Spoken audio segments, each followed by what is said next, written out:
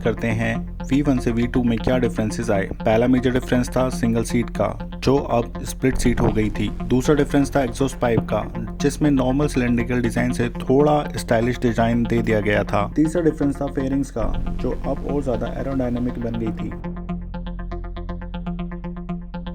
Headlights और instrumental cluster, जो analogue और डिजिटल स्पीडोमीटर का कॉम्बिनेशन वो ऑलमोस्ट सेम था। V1 और V2 दोनों में ही डुअल डिस्क ब्रेक्स थे, जिसमें ABS नहीं आता था। इंजन अभी भी 149 सीसी का लिक्विड कूलिंग था, जो 17 PS की पावर जनरेट करता था। अब बात करते हैं V2 और V3 वर्जन में क्या डिफरेंसेस थे। वर्जन 3 एक तरह से न्यू बाइक ही बोल सकते हैं, क्योंकि इसमें था 155 सीसी का liquid cooled engine valve variable actuation system के साथ, जो लो RPM पर भी इंस्टेंट टॉर्क देता है। ध्यान देने वाली बात यह है कि इसकी पावर जो बढ़कर BS4 स्टैंडर्ड के साथ 19.3 PS हो गई थी, बाद में BS6 स्टैंडर्ड मैच करने के लिए घटकर 18.6 PS रह गई।